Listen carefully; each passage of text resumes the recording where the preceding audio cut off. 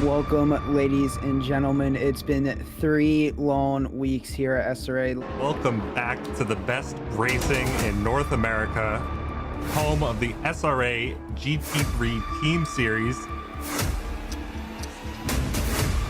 60 minutes of action-packed door-to-door racing, 6 divisions, 6 different championships on the line. Let's get ready for some action tonight. An incident. Oh, turn. We have Boardman at a yellow. Looks like he's dropping down positions there on the chicane as a bunch of cars are coming through. Byron's going to take a dive in the Lexus. Johnson looking to go down the inside of Maxwell. And we're off and away for SRA.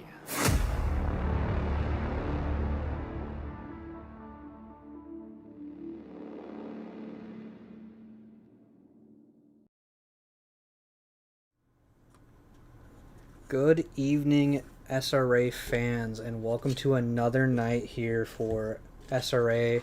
We are at Imola tonight, and I am joined by John Donahue. And the man, the myth, the legend, it is I. Welcome, welcome. We are going to be in for a treat tonight. Tonight is a night race, so it's going to be very difficult for a lot of these drivers to actually see what's going on, and they also have to deal with very bright headlights in their rearview mirror a lot of the time. Very true, very true. It's sometimes a shock when all of a sudden out of the darkness here in Italy, there's just like, bam, another set of lights. It's just, oh, hello. I will agree. I also know if you are behind a Porsche that decides, I'm going to flash you, you might have to close your eyes for a hot second because those flashers are not kind. Yeah, I came up on a couple blue flags yesterday. I was like, okay, I cannot flash. Not only because I don't want to be rude, but I also don't want to give this person a seizure with my flasher. I was not so kind. I was not in a good mood last night, so I was like, I'm just going to be a menace. You heard it here first, folks. Austin Whitescarver is a self-proclaimed menace. I am a menace to racing society. But let's get on with tonight and go over the track map. Like I said, we are at Imola. It's located in Imola, Italy, home of the Ferraris. Enzo Ferrari, especially, also nicknamed it. His son is Dino Ferrari, which the track is actually named after. You want to go for the whole name? Oh, God, no. I'm not that talented. But it is 4.909 kilometers or 3.051 miles for 19 turns. You could argue that it's technically 18 turns, just depending on how risque you're feeling with calling turn one. Because that kink is technically considered a turn. But yeah, I hate that. Yeah, I know. Turn 2 is definitely that first chicane of turn 2, 3, and 4 is definitely going to see a lot of action. I also think turns 5 and 6 are going to see some.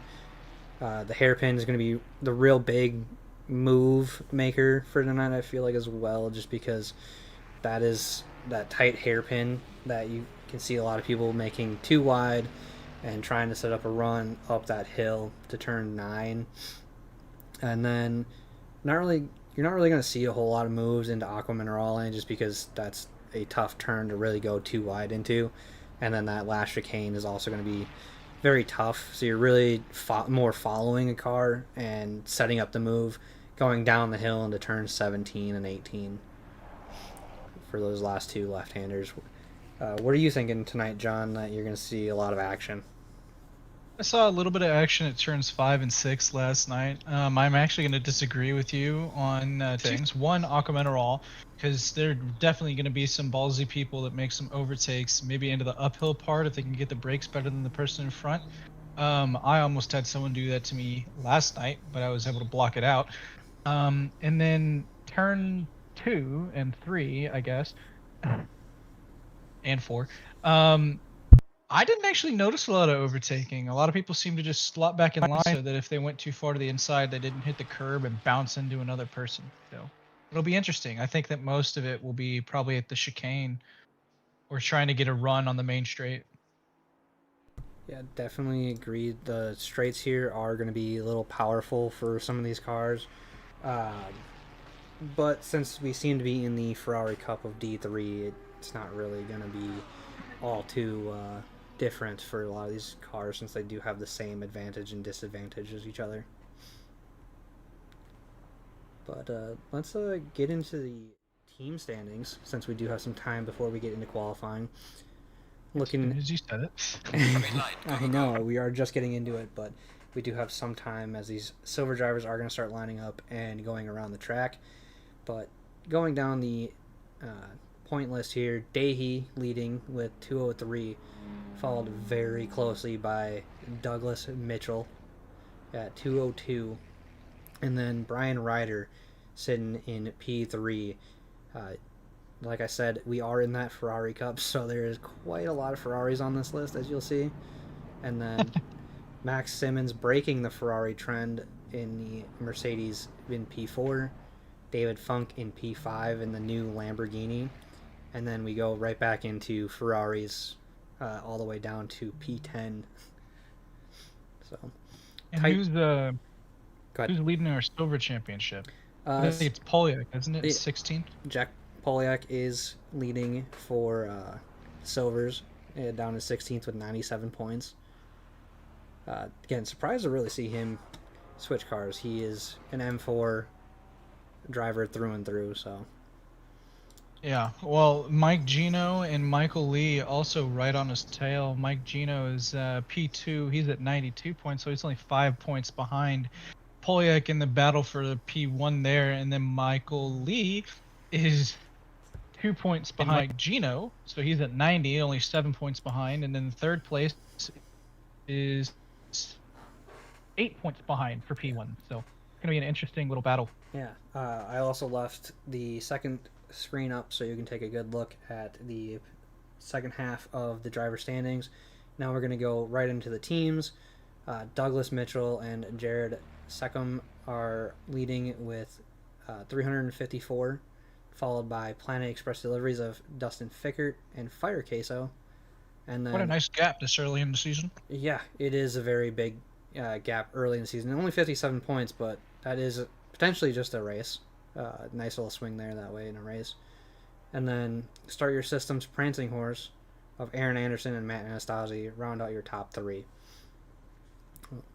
I'm going to jump into qualifying because these drivers are starting to go around, and I need to get... Our first one going to be able to do a hot lap is going to be Lastosa, our silver winner from last week. Yeah, I'm going to jump on board. I had his livery from last week, but looking like it's not there for me now all of a sudden, so I wonder what happened there. And I just sank again a little bit ago. Yeah, it's not working for me either. That's unfortunate. We'll have to send out another message. But you can start seeing a lot of those yellow flags and white flags come out for slow cars as they're starting to line up in Sector 3, while Henrik here is on their first flying lap. Let's see where they come in. I know D4 last night was surprisingly running 41s, so I'm not going to be surprised if I see a 41 come through tonight, especially in the silver class.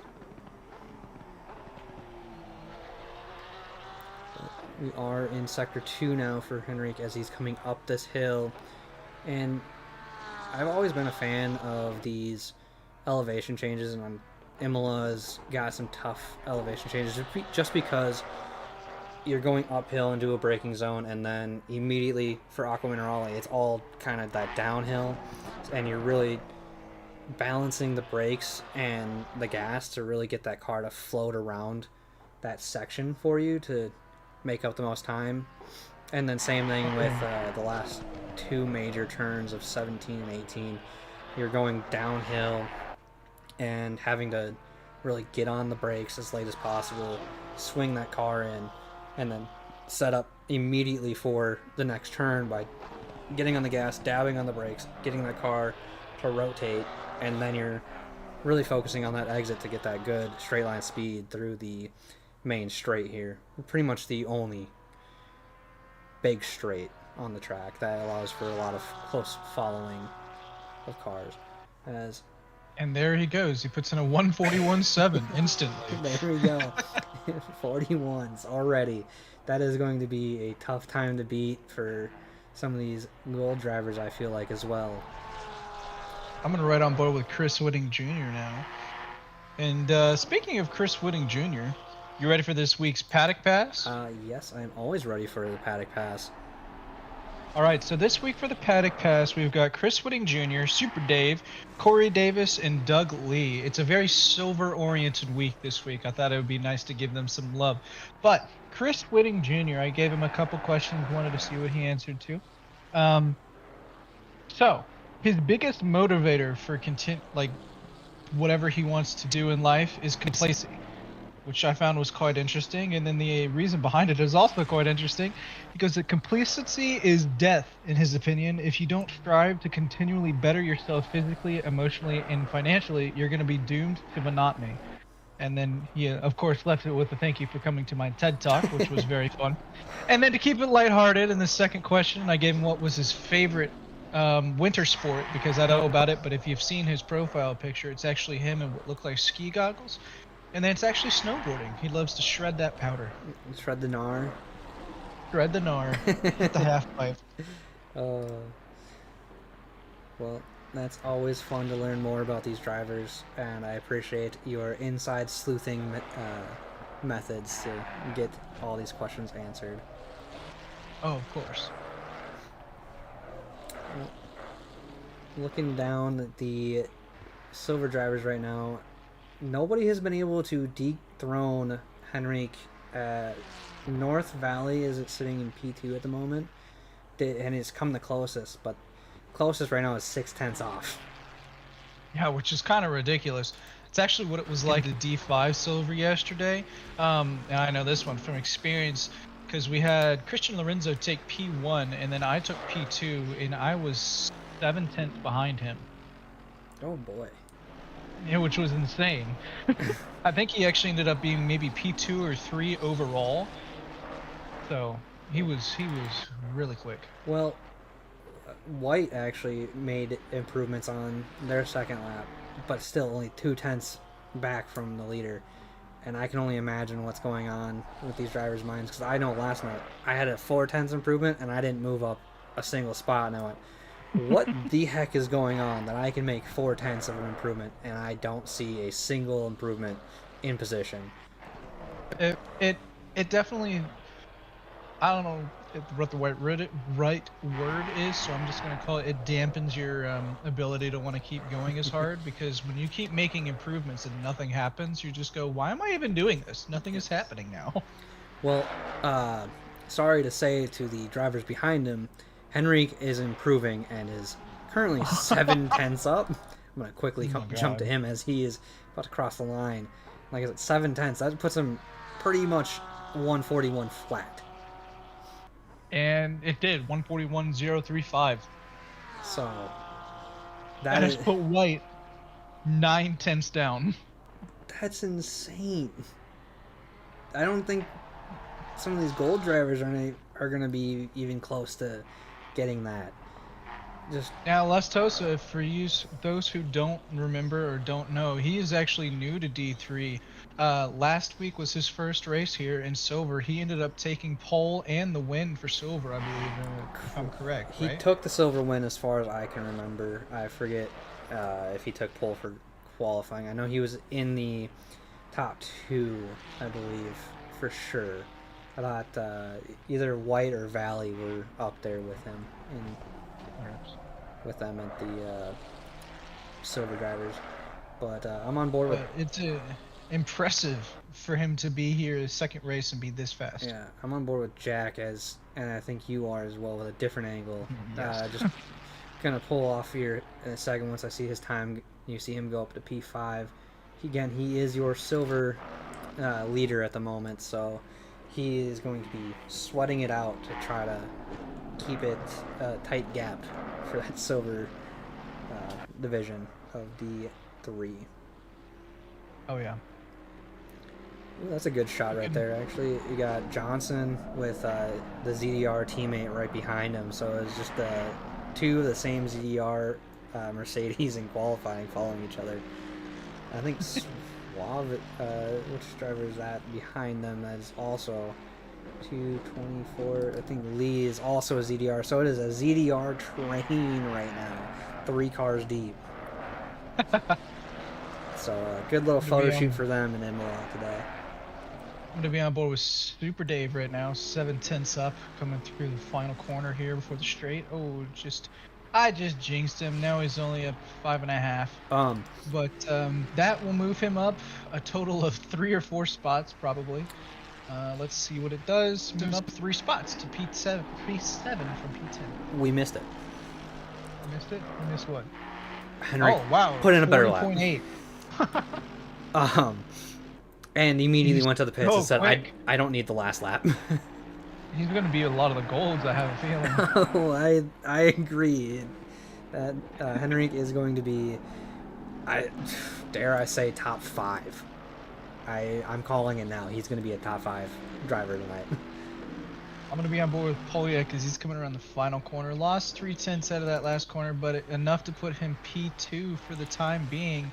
Valley, however, still on a valid lap, so if he can keep it up for this entire lap, because he somehow he did manage to get across the line just in time, he'll be able to snatch P2 from Polyak. Well, as we have the timer now take over to 10 minutes, the gold drivers are going to be starting their lineup now as they leave the pits and start their flying laps to really get the tires warmed up and then try to get on that hot lap as soon as possible. Oh yeah, we've actually got some love for Henrique in the chat right now. He's doing amazing, so you picked a really good time to pop in and show your support. Yeah, so we'll see how well they do tonight. Like I said, I want to say top 5 because they're almost an entire second ahead of Jack Polyak, who is P2 right now for silver. And he was able to get another lap in as well, but currently down on his time, so doesn't look like he'll be improving. Yeah. Well, I see a lot of these silver drivers getting across the line. Jack is going to be our last one with, I believe that is Valley right behind him. So we'll see how these drivers start lining up here for silver. It doesn't look like there's a whole lot of improvement. Valley did overtake. There we go. Valley pipped him at the end there. Got it into P2 by 2/10 thereabout. Oh boy, I'm going to quickly turn the pip off and turn on the timing sheet for these drivers, the fans, so they can kind of see roughly where the drivers were fastest for silver at least, and how many laps these drivers got, as we now are going to start seeing these gold drivers around the corner and start their flying lap as I'm on board with Max Simmons. I believe you are as well, just on the interior right in view. Passenger seat. So you can kind of see how this will go. I know we did say this is going to be a night race, but if you look at the in time for the game, it is 8 o'clock, and then when we get to the race, it will fast forward about 2 hours, so it will really be 10 o'clock when these drivers start going, and boy, I will say that night racing here, it is dark. There's really no lighting around this track. If it is, it's really far off the track, so you're really relying a lot on your headlights to do a lot of the backbone heavy lifting for you. Indeed, and then there was a couple of people last night who got into incidents they had like the weak contacts for their headlights, so whenever they brake they couldn't see anything. I was in a call with Darren Rashad actually, who was having that issue, and he couldn't see his braking point when he started to brake, and then the apex, he just kind of was guessing when he was throwing it in there. Oh no. Yeah, he ended up pitting within 2 laps for that. He's like, nope, can't do it. Yeah. And I do not blame him at all. I definitely would agree. It's tough having headlight damage, and especially if you're following somebody, everybody's like, hey, why are you flashing me? And you're like, I'm not. I'm just braking, and my car is broken. Broken. It's broken, but good. So Simmons is rounding the last corner now, coming up to that final straight, or he is on the final straight, coming up to the line, cuts that corner really nice right there. that's close. That's a tough probably corner going to get him about a 10th, and that puts him for his first lap P3. That corner 9/10, almost a second behind in first place. My gosh.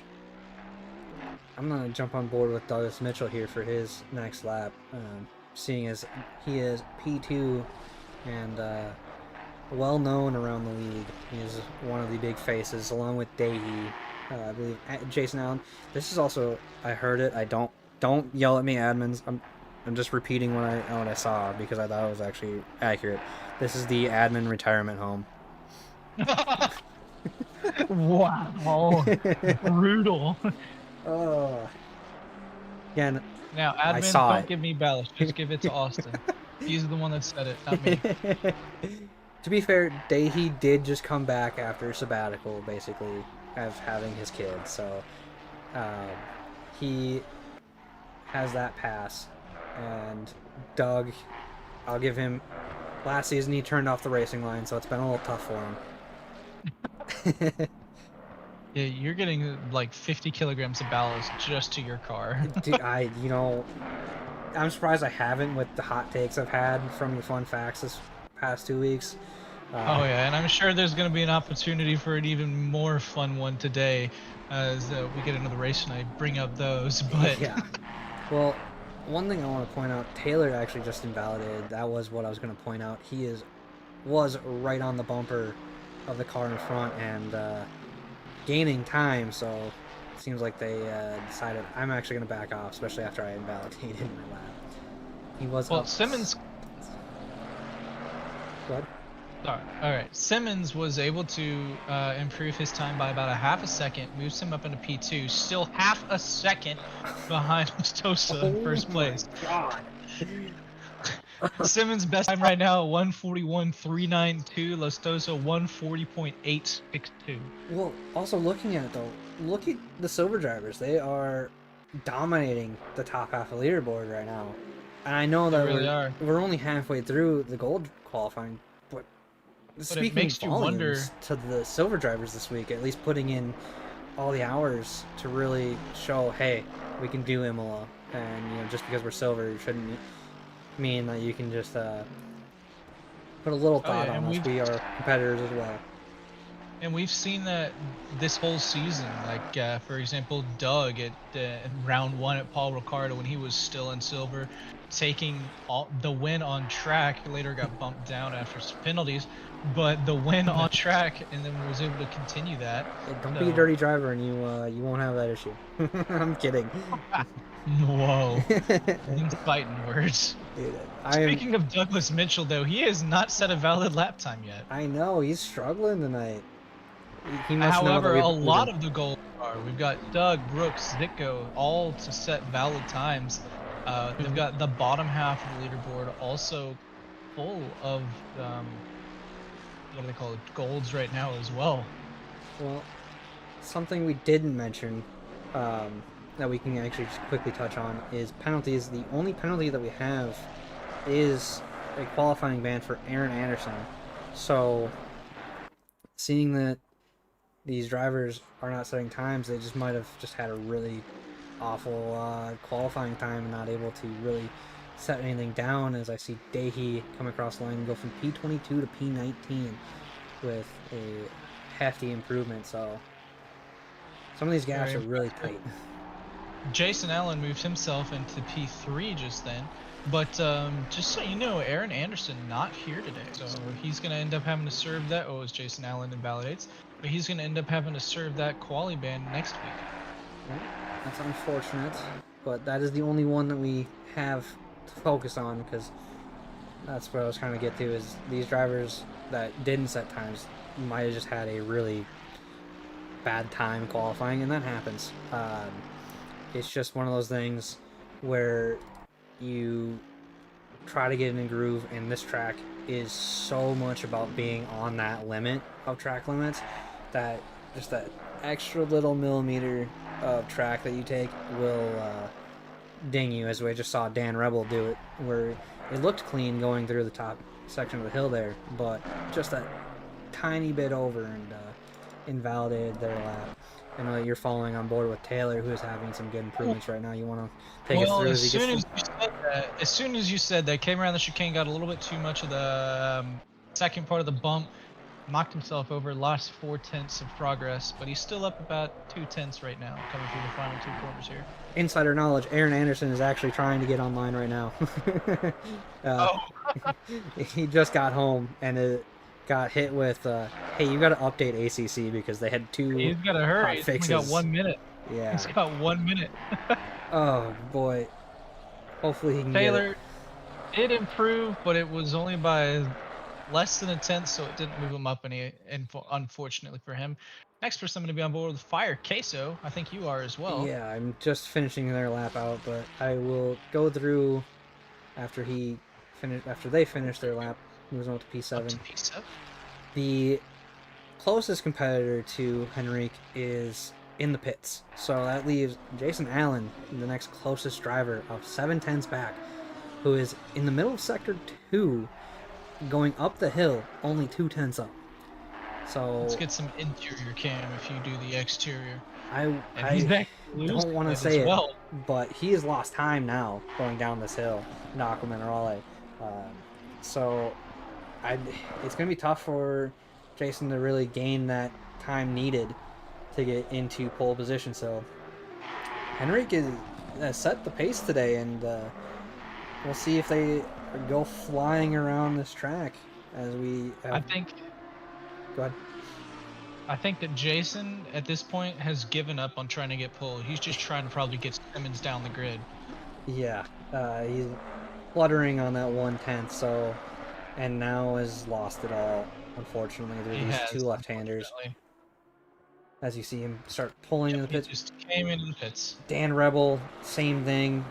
Just was up, and then this last 2 left-handers losing all of the time.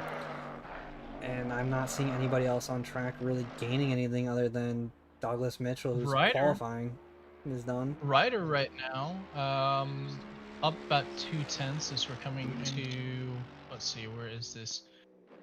Last few corners here.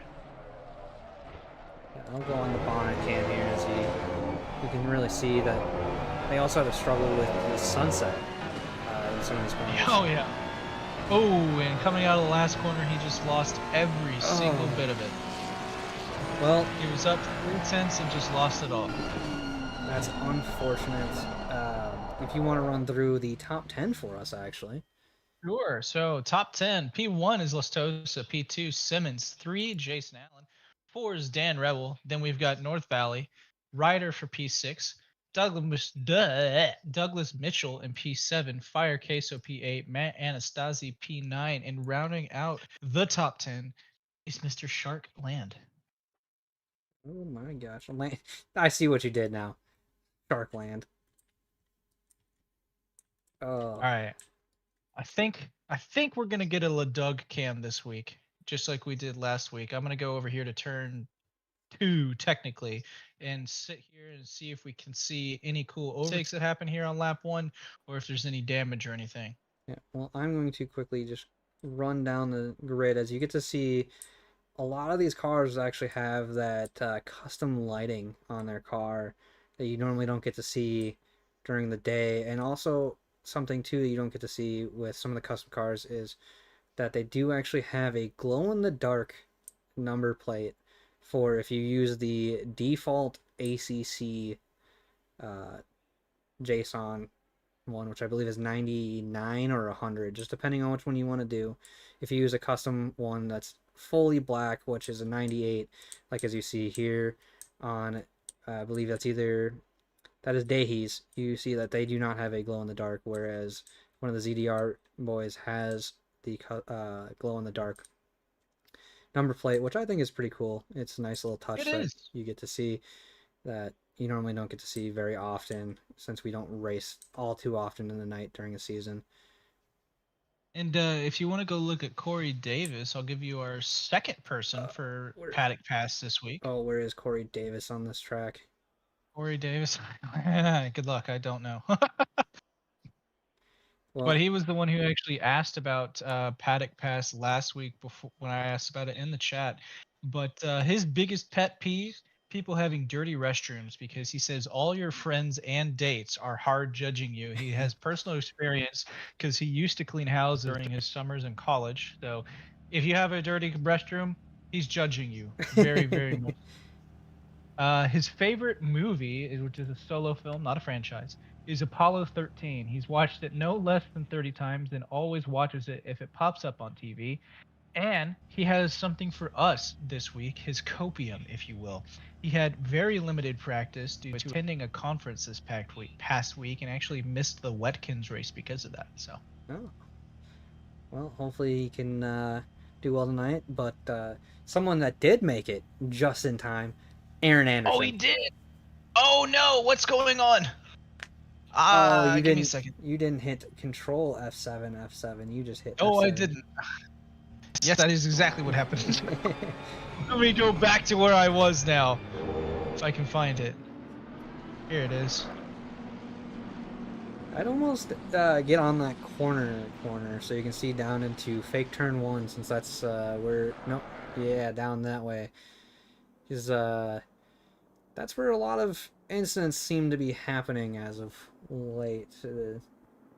Hopefully nothing happens tonight. We are hoping for a very clean race like we've had the past couple times. D3 has been very good, as you saw at Spa. They did pretty well through Eau Rouge, and then at Watkins last week they I think they had a clean lap 1. I could be mistaken if memory serves. Pretty sure clean turn 1, because we had that incident at the bus stop. The bus stop. That's also that's a notorious spot. But oh yeah. Tonight it is that turn 1 kink and turn 2 chicane. Just because that turn 1 kink, you're gonna start seeing people kind of lifting off a little bit, anticipating that accordion effect, which can catch some drivers off where they all of a sudden hit full brake, and that causes a lot more of that accordion effect to be more pronounced as we go down that order. And so that's where a lot of these drivers have to really keep an eye out. And thankfully it is nighttime, so you're able to see these brake lights a little bit better than, say, last week at Watkins, where there was literally no visibility for these drivers. Yeah. Luckily, there are not many Porsches in this division because there's literally they none can't of them. see our light. Actually, no, I lied. There's one. I lied. There's one, Yeah, and there's it's on one. pole. Yeah, the only Porsche.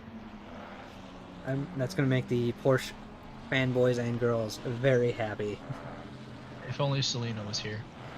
You know, you, Selena, Josh, Potvin, all three of you are very big Porsche fans.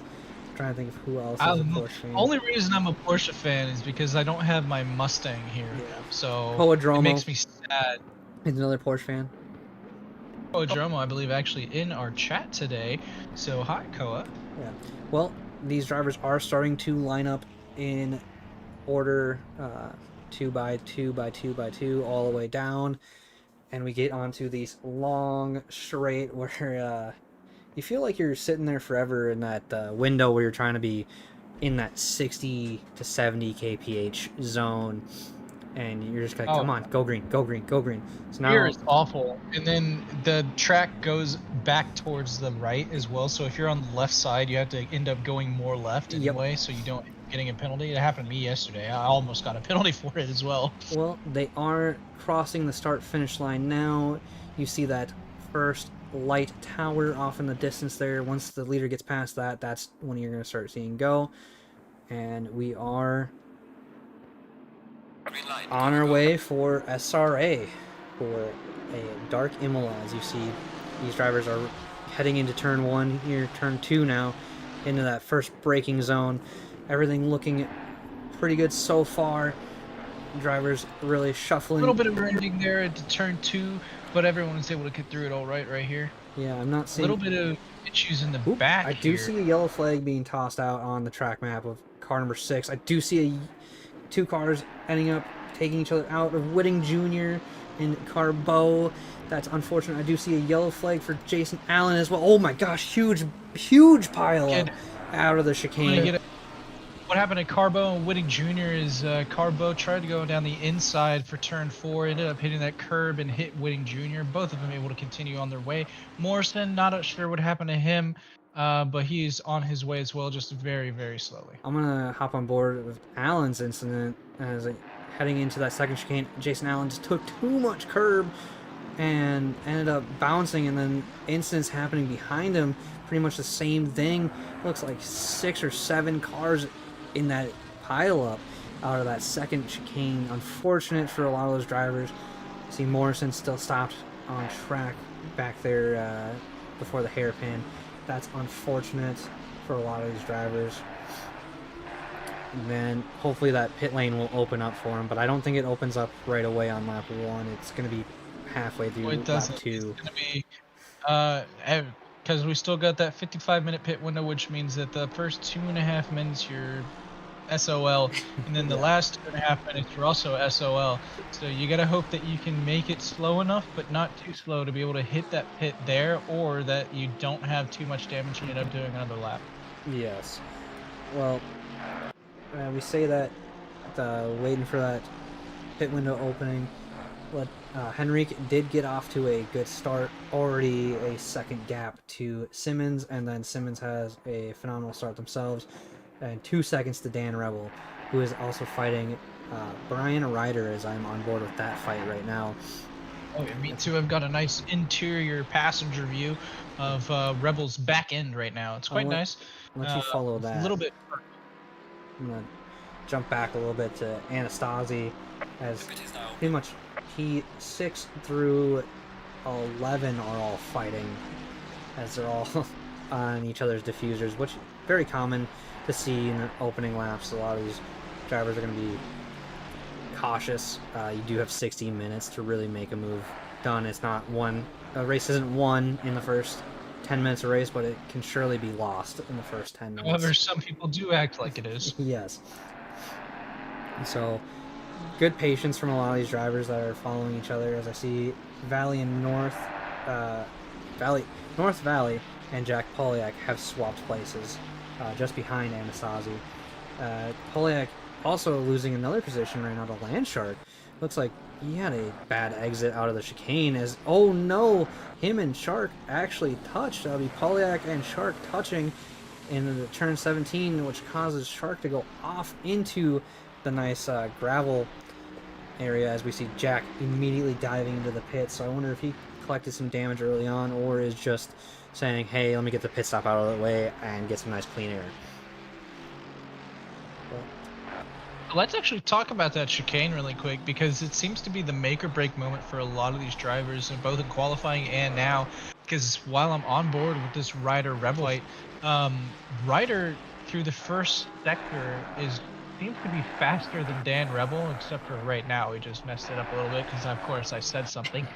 But when he got to that chicane, he isn't cutting enough on that first part of it, and then he's cutting too much on the second part, which makes him a little unstable.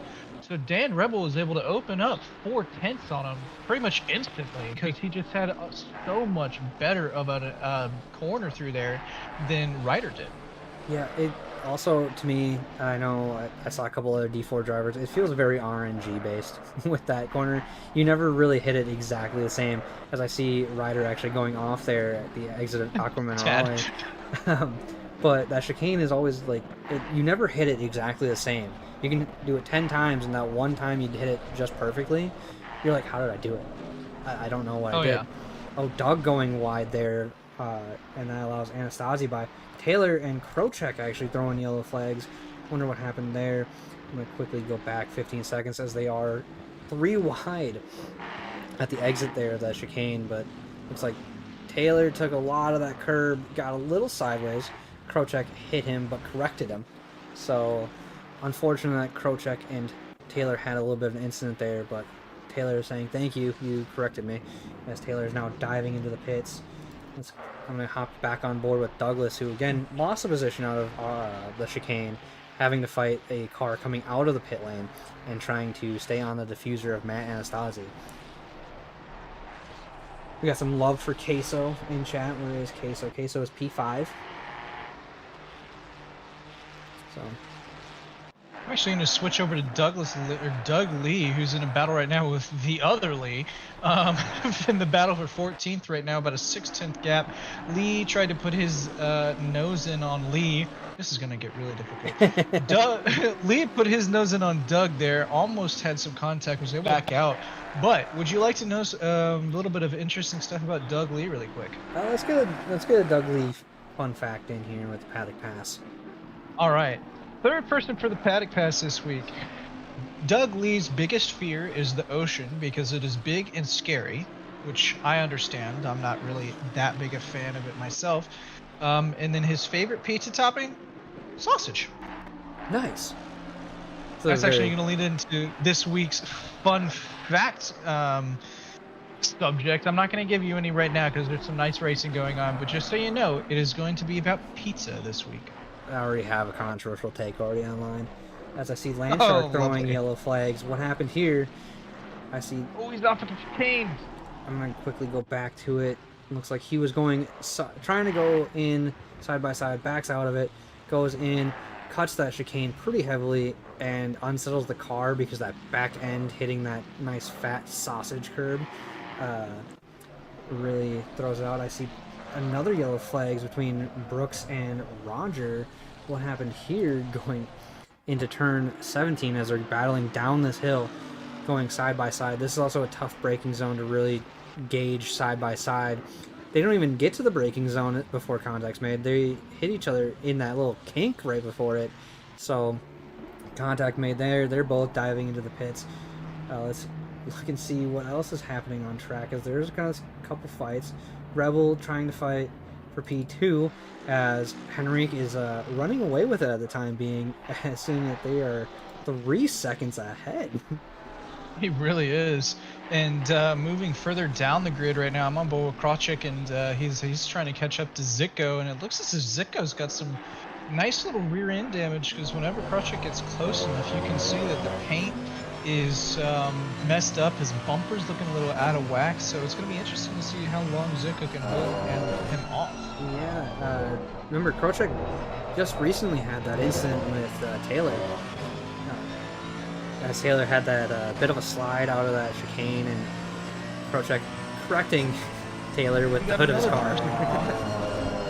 Yeah, we had another person off at the chicane, but they were able to get it and keep going, so never mind.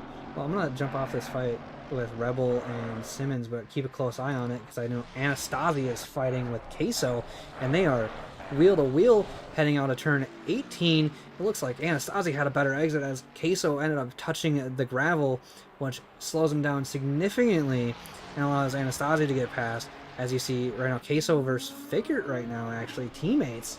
I think Fickert's actually throwing blue flags out already, so teammate he was into the pits very early. I believe he may have been part of that first lap incident that you saw, because he was into the pits as soon as possible. It was already a lap down before he came out. Yeah, I would imagine that Queso is wanting him to get out of the way just so that he can get this move on Anastasia, as I see 3 cars going wide there out of the second chicane, and now it's a huge fight as you see on board there. I believe you're on with Krawczyk. You got to see that firsthand as Krawczyk is starting to make a move on the outside. I jumped on board with that, so I apologize for taking your glory there, John. Oh, no worries, because that wasn't actually an overtake. That was a blue flag that Zitko, Krawczyk, and Fire Queso are all coming up to. However, what's working in Krawczyk and Zitko's favor is now Queso has been reeled in because of these 2 blue flags ahead. Yeah, I'm going to be on the wing of the car in the middle there of Zitko, who is also chasing down Fire Queso, like you said. So a blue flag causing a little bit of distress for Fire Queso there. I think it was obviously his teammate, so maybe we'll have to... And I think there's one in front of him or behind him as well. I can't really tell whoever that is, if they're a blue flag or not. Yeah, sometimes blue flags tend to throw a little bit of a wrench in your plans, just because they're just having their race, and obviously you're trying to get out of the way as a blue flag, but this track doesn't have a lot of good opportunities for a natural blue flag overtake. You really have the run up the hill after Aqua Minerale is down the hill on the main straight, and if you're anywhere in between those, you're just kind of following them. And if you're not close enough, you're not really wanting to let the blue give up too much time as a blue flag. So it's just an awkward, really ballet sort of dance and tango that you have to do with the drivers around you.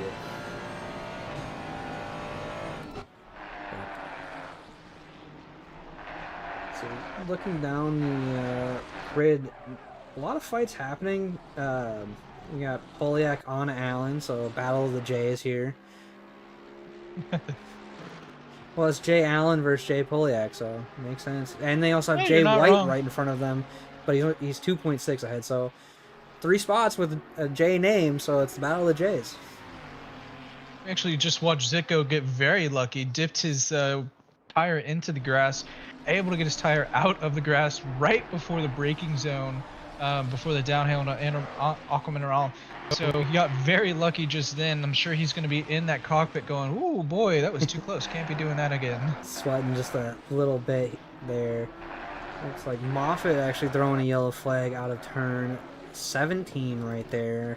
I'm going to quickly rewind and hopefully catch it. He's running down the hill into turn 17, hits the braking zone, trying to avoid a car as they kind of blew their braking zone just a little bit, came in a little too spicy for that turn, so they are back on track, but good avoidance from all drivers involved there. Oh yeah, as now we're finally starting to see one of those blue flags giving up their position. It was actually Carbo who was the blue flag in front of Queso before Fickert, his teammate. So now Queso, Zico, and oh wow, as we watch Krochik almost blow up his engine into turn 2 there. Yeah. That engine's not gonna like that. I'll just tell you that much. Well, Jack Poliak also had one of the easier overtakes of the night, as you see Jason Allen kind of blowing that chicane. So that allowed Poliak to go through. Super Dave has the yellow flag. I'm gonna go take a look at this. What happened here? Let's find out firsthand from John Donahoe. As soon as it happened, he hit the curbs into turn. Just throw a number out there, you'll be close. I don't know. Turn 3. I don't think it was actually 3. He curbs into turn 3, maybe 4. Managed to keep it out of the wall, but did end up spinning it around. So. Well, that's unfortunate. That cost him a couple of spots as well. I think he was in P9. Now he's all the way back down to P13, I believe. Yes, he is. Something interesting that I'm seeing right now. We already have... What's that? Okay, so we have 32 drivers in this race. Over half have already pit, and we're not even 20 minutes into the race. A lot of damage, or people going for undercuts to see? That is damage or undercut. Let me see what the average time stopped is. 5 seconds, a lot of 5 seconds, and then from Whitting Jr. back, it's all damage. Wow. So Allen, Poliak, White, Mitchell, and Valley all seem to have gone and done their normal stop. And then same with Dahey. Then you got Whitting Jr., Shark, Almeida, Williams, Allen, Roger, Moffitt, Fickert, Carbo, and Brooks all stopping for some semblance of damage. That's a lot of damage. Yeah. I need some flex tape for D3 today. Speed tape. Ooh, that nice silver tape. I'm sure you know all about it, Mr. Pilot. Yeah, no, we try not to use that. I'm kidding. There's some... I've seen one training plane. I luckily was not the one flying it, nor was it at the school I was flying. And it was basically covered in that. And I was like, that looks like the most dangerous plane that I have ever seen in my entire life. I mean, it does the job that you need it to do for the time being, so you can get to the next destination when you can fix it. Oh, but this stuff had looked like it had been weathered because it had that really crusty look after it's been in the sun for too long. Oh, fair enough. So this school was using it more than a Band-Aid. It's just, this is a quality fix, as we're going to see Zico and Queso go side by side right now into turn 17. Let's see who comes out on top of this, who has the balls to break later. It's going to be Zico at the moment. However, Queso Queso spins it. Let's Krochik by, I believe, Suave as well, and Ugly. Oh, no. I was also on board with it as well, trying to follow along. As soon as I switched to the wing cam, that's when the driver behind ended up losing it. And I see you're on the bonnet cam of Krocek, as you see right now going into turn 1. Who is braver on the brakes? This is also going to be a tightly contested spot as they make contact, but it wasn't strong contact. Krocek just gets a nice little bump, whereas Zitko ends up losing out quite a bit on that and is immediately following Fire Queso on the back of their diffuser. So a one position swing for Zitko turns into a null position swing, considering that they started where they ended where they started in that fight. Yeah, and unfortunately Fire Queso not getting the very good end of that stick. Not only does he now have to get back up to Zitko, he's got to get past that blue flag. I think this time around the blue flag is giving them some room to work. So that'll be good for him in the hunt to get back up to Krocek and Zitko. I'm going to jump on board with Doug here, as Doug is trying to eye up a move into the second chicane. But seeing as we're almost 20 minutes in, as I see a yellow flag actually popping up for Brooks out of Aqua Minerales, looks like they may have just gotten a little hot into that area. It's a tough corner to really nail. But I know you mentioned pizza. Let's hear it. Let's hear Yes, I did. Fun fact. So let's hear a fun fact about pizza. All right. Did you know that the first recorded usage of the word pizza was in a Latin text from Gaeta, Italy in 997 AD?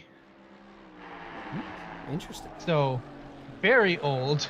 Oh, Especially since I think that the oldest pizza restaurant was in the late 1800s or something like that. Maybe early 1800s. oh. No, pizza's been around longer than I thought it was. Well, yeah, there's actually this is just a little bit tidbit. It's not an actual official fun fact, but apparently there's been pizza type. As we watch Super Dave go too hard on the brakes, touches the grass into turn 2. They're gonna end up in the dirt. Gravel. Just misjudged his braking. Well, in a battle with Michael Lee there, that was not what you want to see. But he will be getting back to it. He's going to keep chasing him down. So.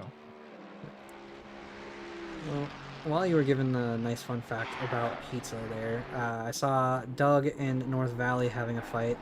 Doug, being a menace to society like I was, flashing north as they were going into a braking zone. They make a little bit of contact.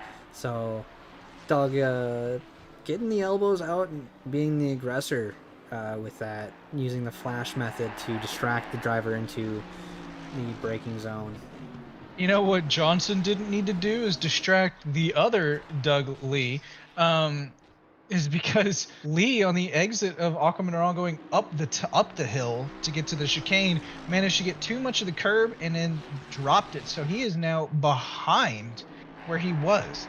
So Johnson just got a position for free. You know, those are always, you take those. Those are small victories that you take. Well, I'm gonna hop off board north here, as it seems like Doug is starting to pull away a little bit. You know who's also pulling away? Henrique. 5 seconds now. That's ridiculous. Dan still trying to fight for P2 right now with Simmons. They are following each other. On board with that. What's nice about this, and I know Robbie Toddy is going to be really happy about this, is they are both AMGs. So Ferrari is not winning its home track. I mean, that's just about as Ferrari as you can actually get, so that makes sense. So we are checking. We are checking. Yeah, we are checking. The Germans have invaded Italy again, so and they have currently locked out the podium.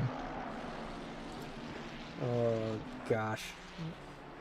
The 3 stars and was the Stuttgart, I want to say, the basically horse. Yeah, no, it's not a horse. I don't think Porsche is a horse. It's like more of a deer. I thought it was a horse. Let me double check. I will check on that while you give us some updates. We are checking. We are checking. Give us some updates on the track here. What's going on? Sure. So I'm still on board with Dan Rebel as he's still chasing Simmons, still half a second back. Nothing doing so far though. So I'm gonna move down to Zitko, who's closed the gap to Krocek a little bit. Now half a second back from him as we come down into turn 17. You Kind were of right. hurting his engine there. It was a horse, and it does say Stuttgart above it. And the horse has a weird. The mane has some weird negative effect between the mane and the neck, so that's why maybe I thought, hey, maybe it could be like a deer. Huh. So, I know that there's a play for Volvo, like a fun Volvo logo, and I know this because I have one now, not the actual logo, but a Volvo, is that they do the Ferrari, but it's a backwards moose oh, nice. instead of a prancing horse. You know, if you look down at a P12 right now, we got some Lee on Lee action. Again. Yeah, again. You also, fun fact within SRA, if you want somebody that has an upside down horse, Plan E is the place you want to go. Boo! You know, we haven't touched on it so far because he's been kind of incognito and under the radar. But look where Aaron Anderson is. He started dead last, 32nd, I believe, maybe 33rd. He's up into P14 right now with over half this race left, or Half the just race. under half. Has not pitted either. So So No. it's going to be probably one of those times where he's got to hold out as long as humanly possible. yeah. Well, we also have another Battle of the Jays happening.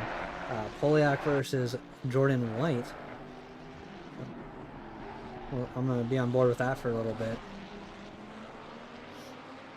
But nothing really happening in terms of the moves. They're just really kind of setting up the move, being a little farther back, just kind of trying to make sure that they get the right line and see where Jack Polyak is braking, and kind of seeing, hey, I can actually make my move there.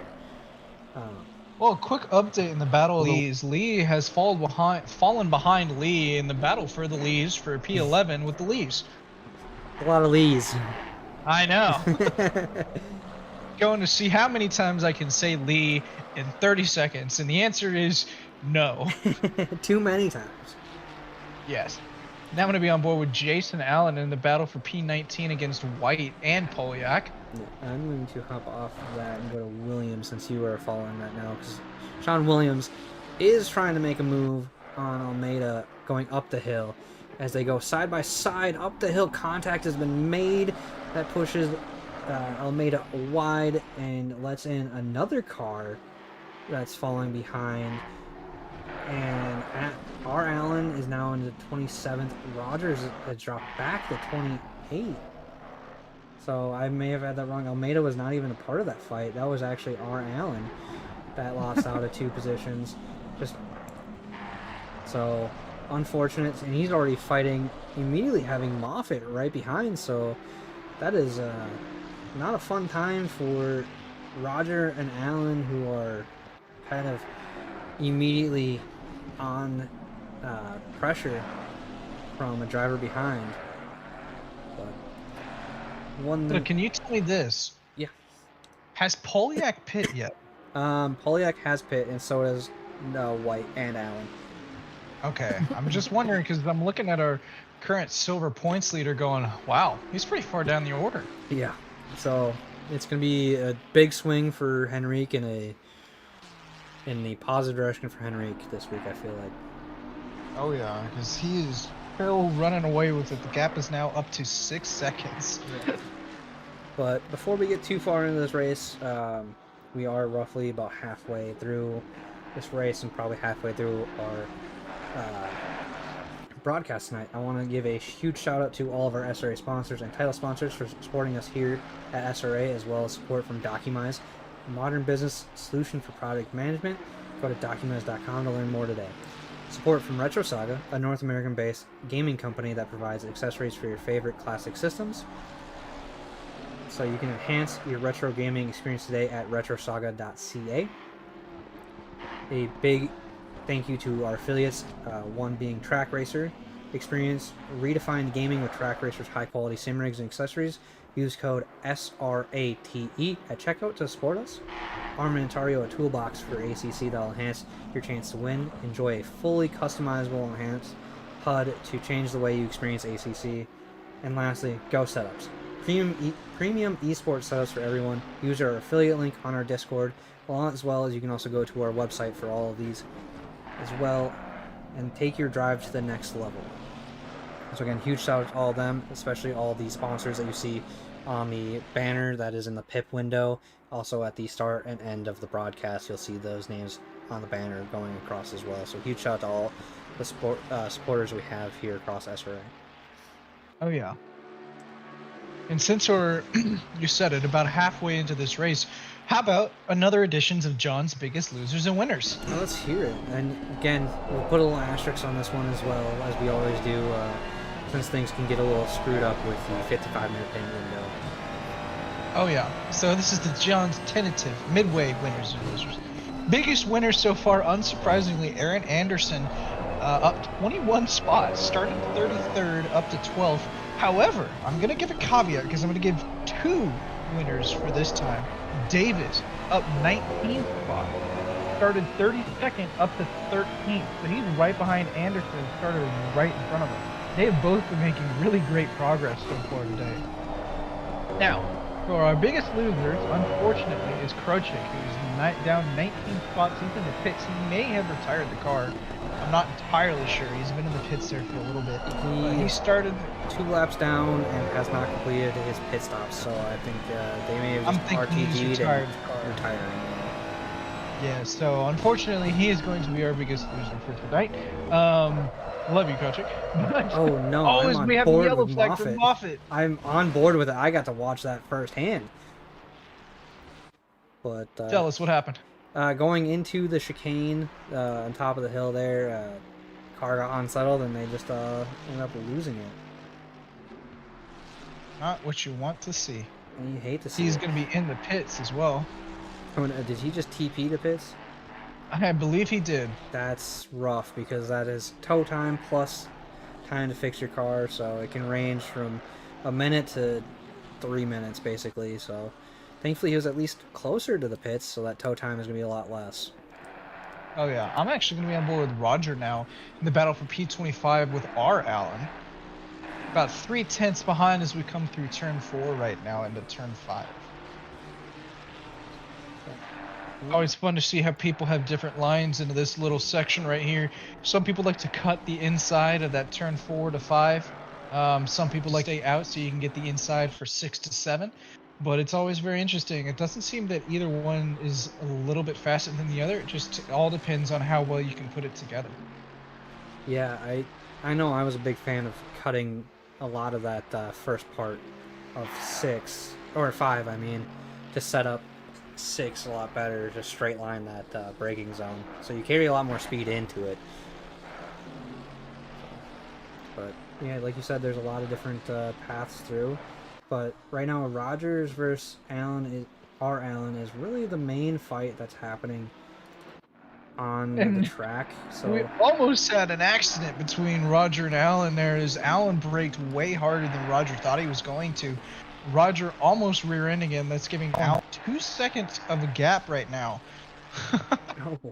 Well, I like what I said. Oh, there's not really a fight, but now I'm looking at it, and Dustin Fickert is putting on some pressure on Williams here, and as he gets the move done, going into that second turn there, and taking that inside line and really forcing the move, and makes it stick for the time being, whereas Williams is now trying to make the fight back here on that straight, and we'll see if he's going to make a move on to turn 2 here.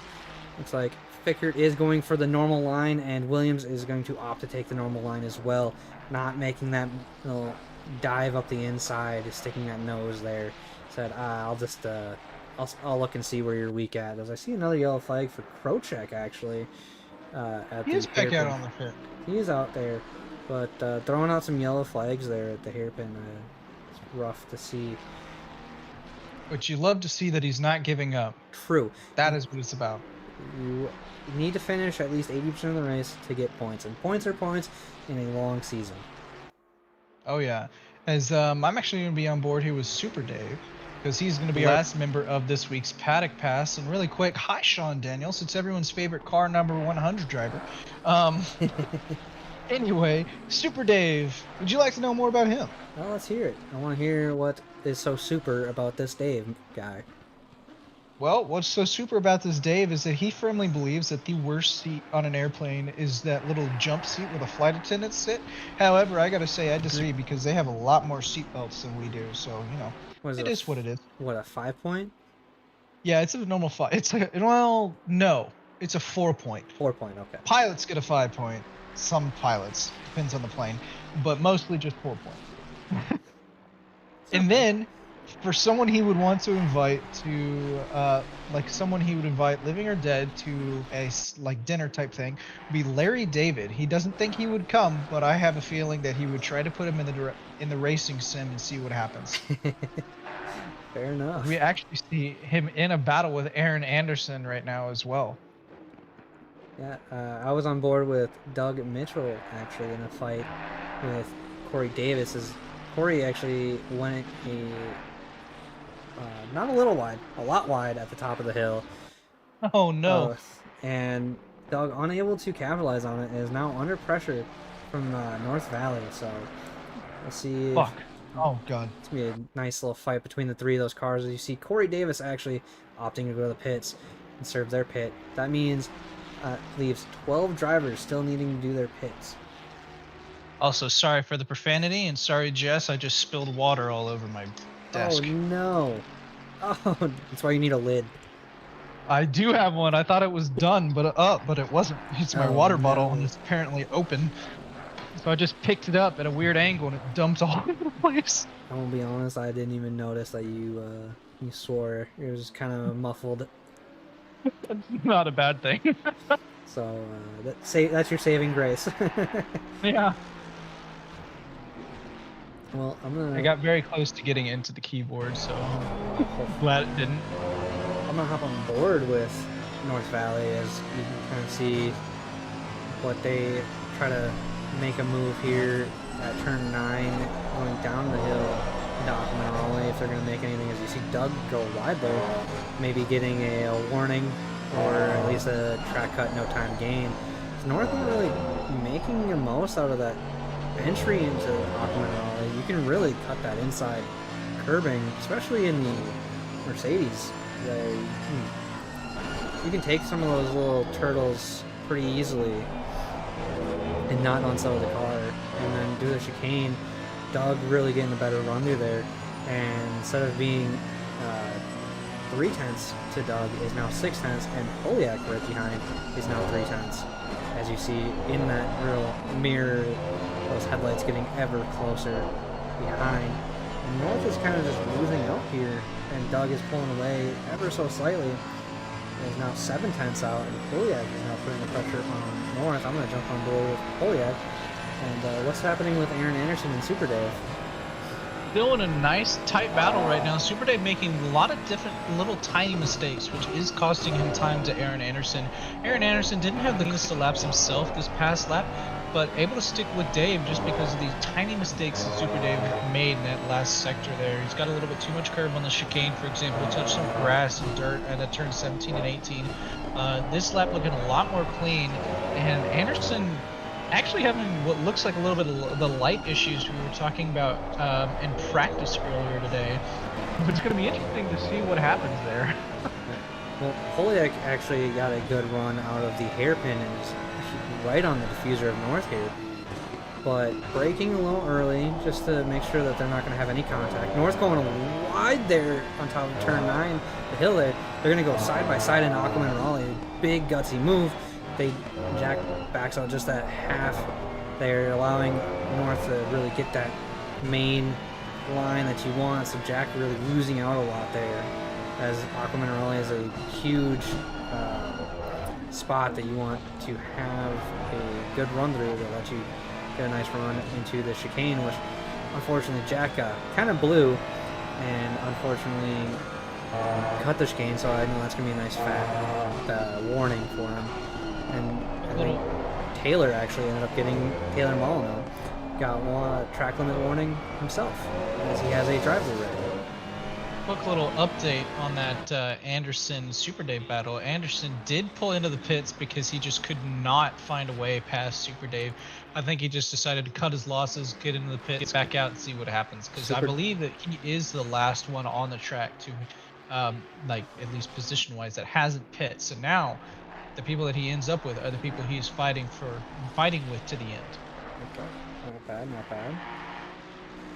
But yeah, kind of update, kind of at the top of the grid as you see Poliak in the main screen fighting here.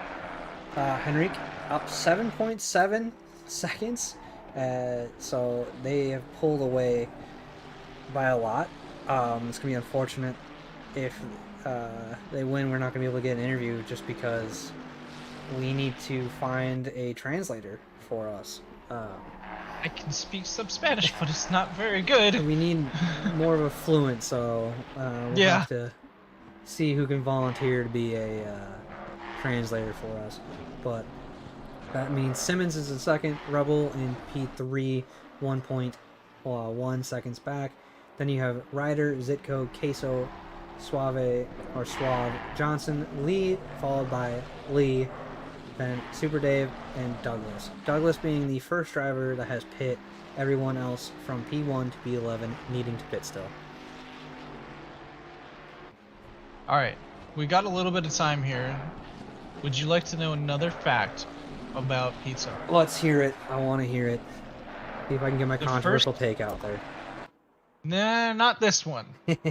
You'll be able to get it on the last fact of the day. Or I can bring it up after this one. But the first pizzeria in America was Lombardi's in New York City. It was established in 1905.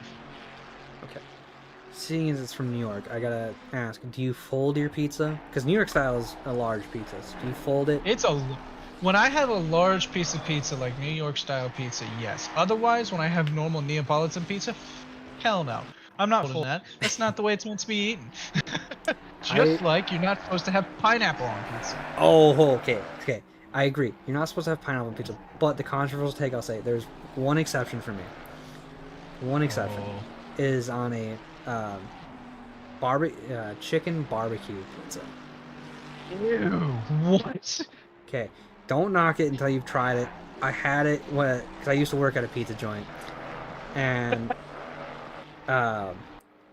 that's the only time I would actually want pineapples on my pizza, because you have the barbecue sauce, so you have the tangy barbecue sauce with the red onions, so you have another like really kind of bitter aspect to it, and then you have the chicken, and then the mozzarella cheese, and that sweet juice from the pineapple really brings it out. Because have you ever had a barbecue with pineapple before, like a pineapple barbecue? Or like I have. It's really I've had a quesadilla version of that. It was pretty good. It wasn't great. It's pretty good because you got the tangy and the sweet. So that's my only exception. That's my only exception to pineapple on pizza. I understand that. However, it still doesn't belong on pizza. And all you people who are watching, tell Austin he is wrong. Oh, there it is. That's my controversial take. I've had one every single week, apparently. You've had it every single race.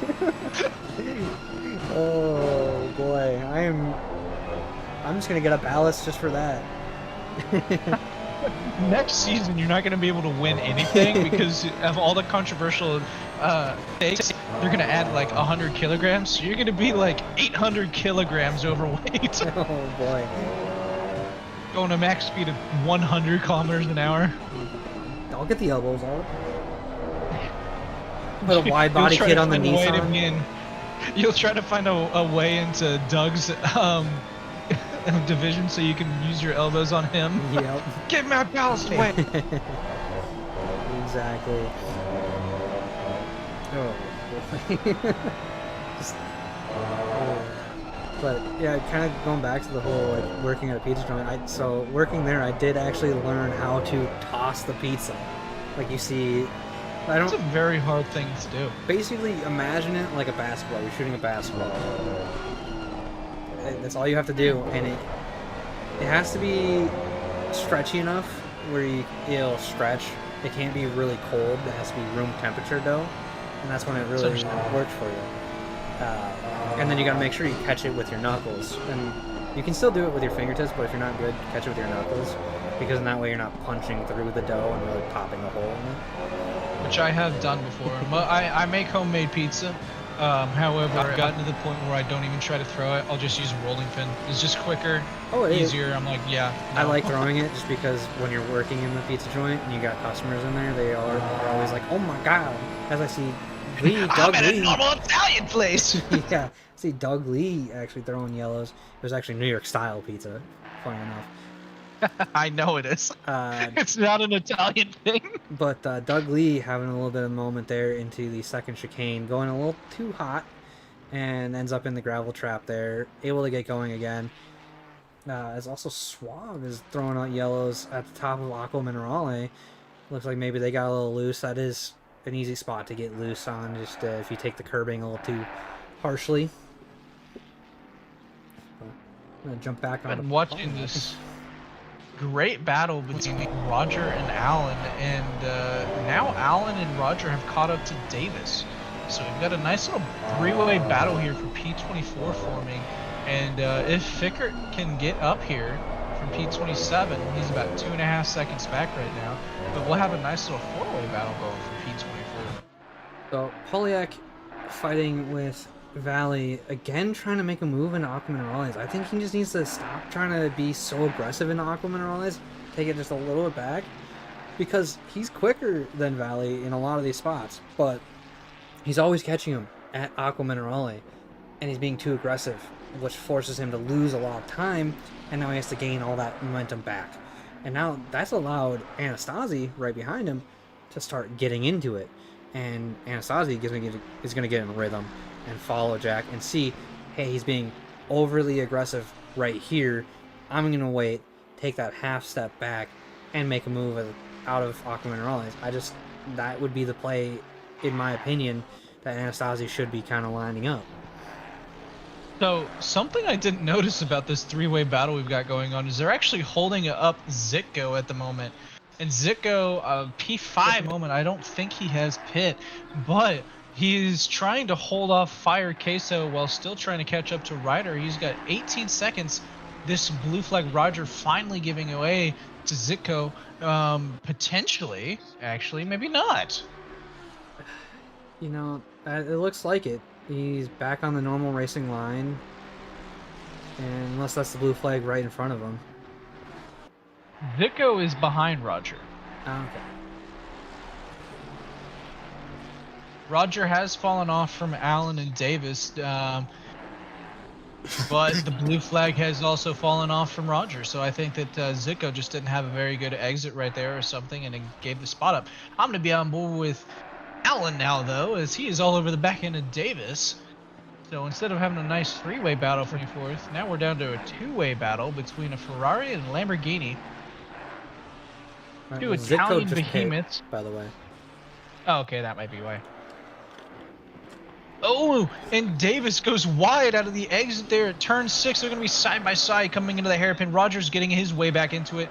Allen goes the long way around, currently making it stick on Davis. Does make it stick. Now Davis is going to have to worry about Roger behind in that Mercedes, and Dustin Fickert has caught up to this group, so we now do have a four-way battle for 24th. We've got Allen, Roger, and Fickert and Davis in this now. Well, Anastasi, oh no, Anastasi just lost it. Anastasi was making a move on Poliak, had it pretty much set up into turn 2, but took too much curb, back end stepped out on him, and ended up losing the spot, and just really lost out a lot there, dropped back to 17th, so he was 13th, but that leaves Jason Allen and Jack Poliak now fighting as they go into the hairpin. And Poliak is no longer close enough to Valley, so Valley has kind of been unlocked to go fight Doug. So, ooh, we've got a nice little battle here because Fickert got a really great run out of that last corner. Roger did not. He touched that dirt just a little bit. They're going to put them side by side as we come across the line right now. Davis fighting back and Allen at there in the front. It's going to come down to it. Who wants to get on the brakes earlier between Fickert and Roger? They touch coming into turn 2. Roger is off to the dirt as they did touch. Roger not happy about that, giving Fickert some flashes going, come on, man, what was that for? yeah. That or maybe touch the hood a little bit, so the lights started going flickering a little bit. Oh no, unfortunately it was the fog lights, so that was a full-on flash. Okay. Okay. Well, But we are once again back down to Dave and Allen fighting for this position. yeah. Quick little update. P11 through P1 still all need to pit. Wow, they're running out of time.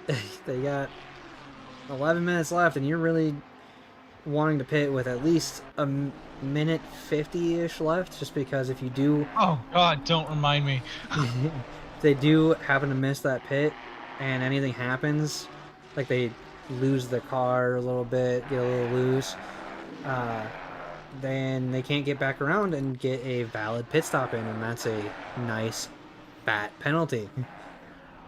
Yeah. Granted, this week, at least on my end in my race yesterday, I pit with 15 minutes left. Because last week when it didn't count, I was like, I am not letting this happen again. It ended up costing me 7 spots, so I should have just waited and done it and made it work. But Well, that seems to be an issue that we were hearing throughout the league so far, up and down the divisions, is people pitting and it not counting. I know that we which heard is last not night. a very fun thing. Was it? I believe Casey Soul. Tasty Soul on Had an D5, issue. yes, she pit twice, neither one counted. Yeah, I know Bailey Kish has had some issues with it this season, so it's not uncommon to hear about it at least once in a race night for us, because we do have 8 divisions, so you have 8 times the chance of it happening, times that by how many drivers you have.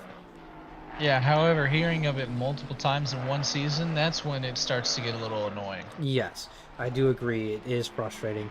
So that's also got to be baked into the back of your mind of, what if this doesn't actually count?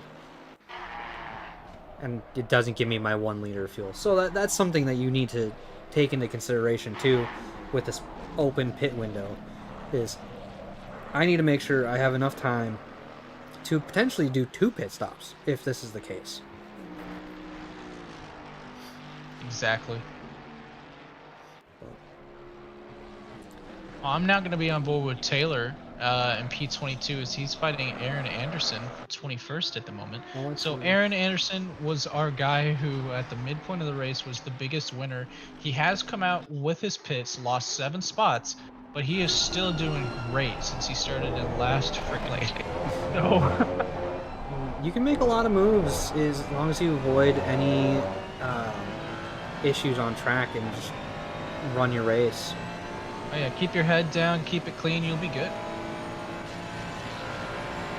I see Fickert here trying to make a move on Corey Davis as they're wheel to wheel going into turn 1. Who's going to be brave on the brakes here? They're both braking same time. Are they going to make the turn together? Fickert has the slight advantage going into turn 3 here, and then turn 4, Fickert is fully ahead. So Corey is now having to fight into the second chicane. Are they going to go defensive? No, they're not. They're just going to fall one by one. I believe the move is going to be done here if their exit's all good.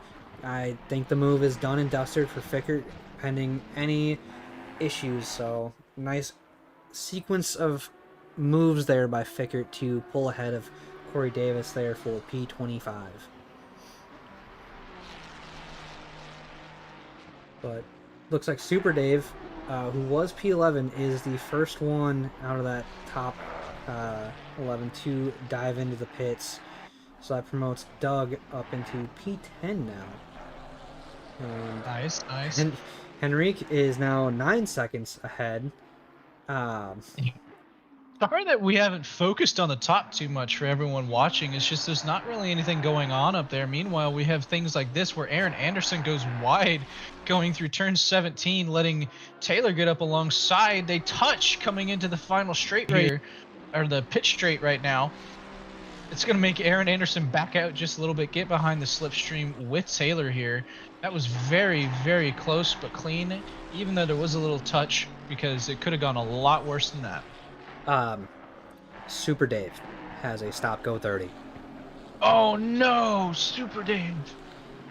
Super Dave sped into the pit lane, and I know at this track you have so many of your braking markers being stationary objects that can't get taken out, but that pit lane, that board for that line is so easily taken out here. Oh yeah, it really is. Just ask John about his endurance race here with Selena, who That wasn't me. That got was Selena. I said with Selena. I didn't say it was Oh, you. I okay. said with Selena. Yeah, but our Imola 6-hour race, she came in a little hot, got us instantly disqualified. But in her defense, someone had taken out that board, and you could not see the line at all, because it was dark at that point as well, or getting dark. So, as we see Anderson trying to go down the inside of Taylor right there into the chicane, does not get it done. Going to fall right back in line as we come down to 17. Well, I do want to give a rundown here of the top 5 because it is astronomical, the differences. So, Henrique, 9 seconds ahead, followed by Simmons, who is 10 seconds ahead of Ryder, who then is 31 seconds ahead of Fire Queso. So, oh, I see a car stopped on the track there. Who's that? 675 Brooks stopped on the left side of the track.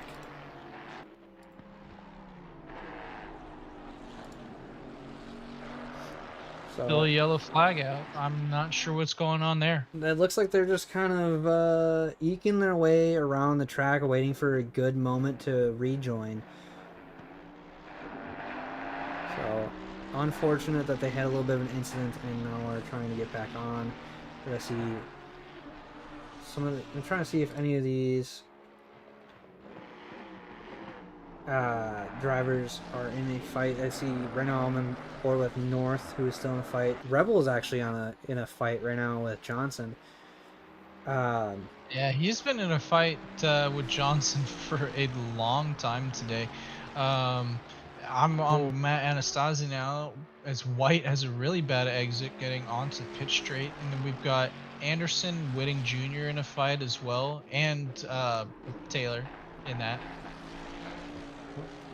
That's a good fight to stay on board with. Why don't you let us know what's going on with that one right now? Which one? The one you're following at the moment. All right, Anastasi White, gotcha. Yes. Battle for P15. We're coming up to a couple of blue flags. I can see the blue flags being waved. And Zitko is right ahead of White by about 1.5 seconds. So, ooh, White had a really bad exit coming out of turn 6 right there. It's going to leave him open for Anastasi here through the hairpin, trying to do a switchback on him. Does he get a little bit of a run? No, he does not. He's going to run into this blue flag if he's not careful. Either one of them might. But White able to hold it off for now, coming through the top of this hill, going down into the Aqua Mineral, as Anastasi definitely got a track cut warning for that.